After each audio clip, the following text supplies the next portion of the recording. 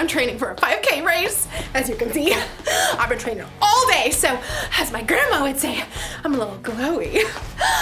If you've ever run a 5K, you know it takes a lot more than popping off a couch and putting your running shoes on, okay? It takes commitment.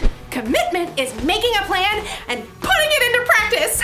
And my plan is not just running around a lot. I mean, I've got to train in what I'm calling the 3 S's. Speed, strength, smarts. So there's running, yes, but I'm also working on my strength. And running takes a lot out of you. I just can't take a second. Woo! It's so tired. Your body's gonna wanna give up. Ow. But I'm going to train my brain to keep running the race no matter what. Like right now, my body is telling me not to eat this kale because it looks gross. But my brain tells me that kale is good for giving my body energy. So, here goes. Come on, brain! Eat! I can't do it! Maybe I can find some easier ways to train my brain. In today's story, the Apostle Paul wrote about training for a different kind of race. No kale involved. What? No!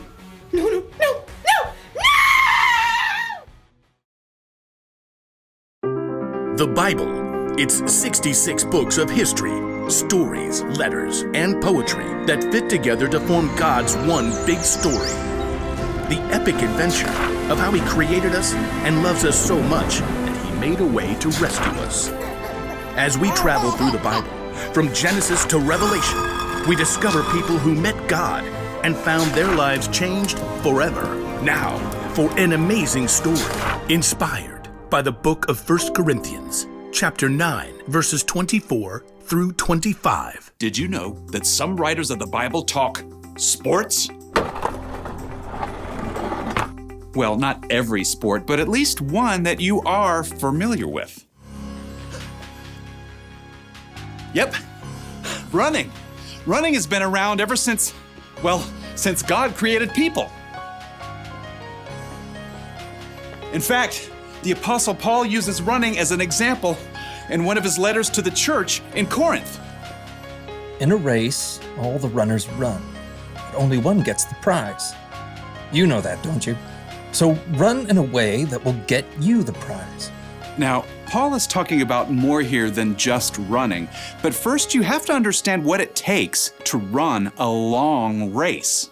Let's say you want to run a marathon. That's 26.2 miles. There's no way you can just hop up off the sofa where you've been playing video games for months and run that far. So, you need a plan. When I was preparing for my first marathon, I found this plan.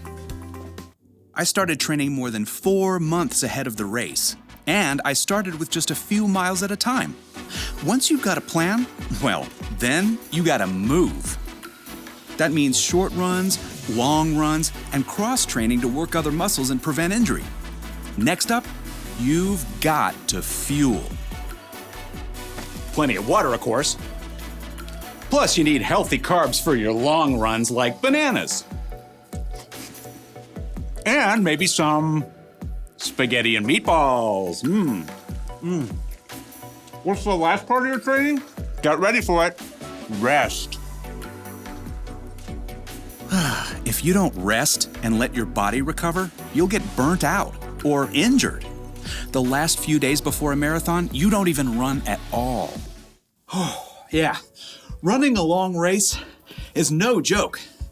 But Paul says what we're doing right now, you and me, is even more important. All who take part in the games train hard. They do it to get a crown that will not last. But we do it to get a crown that will last forever. So I do not run like someone who doesn't run toward the finish line. I do not fight like a boxer who hits nothing but air. Paul packs a lot of weight into just a few sentences. Whether you planned it or not, we are all running a race right now. Okay, so that's a little crazy. Clearly, I'm standing here talking to you, and you aren't outside running laps either. But Paula is talking about a way of life, a journey. We're all focused on the finish line, life forever with Jesus, but in the meantime, every step along the way is important as we live out what matters most. Jesus reminded his followers, Love the Lord your God with all your heart and with all your soul. Love him with all your mind. Love your neighbor as you love yourself. Yep, love God, love others. That's what matters on this journey together. But just like you can't skip from jogging one lap around the school gym to running a 26.2-mile race, you're gonna need some practice. Your Love God, Love Others marathon needs a training plan. Now, none of us have it all figured out, but here are 4 important things to start with. In fact, you may already be doing some of them.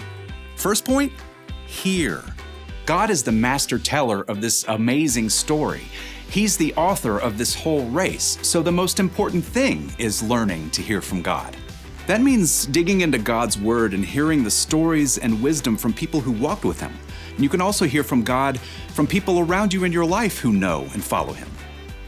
Now, here's the second step in training for our Love God, Love Others marathon. Pray. Okay, when you hear pray, you might think, In nomine Patris et Filii et Spiritus Sancti. Truth is, you don't need fancy words to pray. You can talk to God anytime, anywhere, about anything, just like talking to your mom or your best friend. Now let's take a look at point 3 in our training plan. Talk. Hello out there!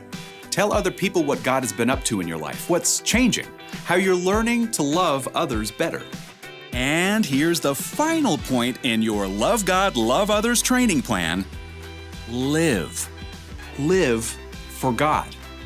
Let His love fill up every part of your life, at home, at school, at church, even when your dad makes you stop reading your book to play a game with your little sister. Hear, pray, talk, live. That's how you practice loving God and loving others. As Paul wrote, so run in a way that will get you the prize. We do it to get a crown that will last forever. And when you do, you will live out Paul's wisdom to the Corinthians and win the race.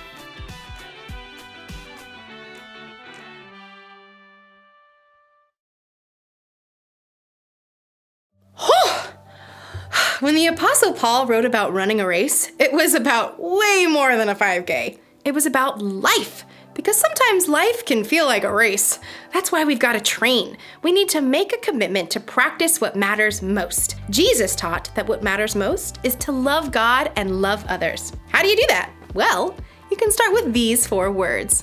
Hear, pray, talk, and live. Hear. Hear from God. Pray. Pray to God. Talk. Talk about God. Live. Live for God. In the race of life, you can't always rely on your own strength. You'll need God's help and wisdom to keep running. It's not always going to be easy. You may even want to give up. But it's better to keep going, because loving God and loving others is the most important thing you will ever do. Here's the one thing to remember today. Keep practicing what matters most, loving God and loving others. This may come natural to you, or it may seem totally new. Whatever the case, just commit to training a little bit every day. It'll be good for you. I guess if I commit to training, I need to do what's good for me and try a little bit of kale.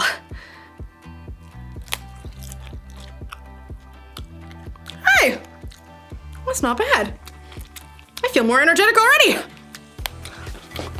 Oh yeah, here we go. I'm ready, and I'm a fan of kale.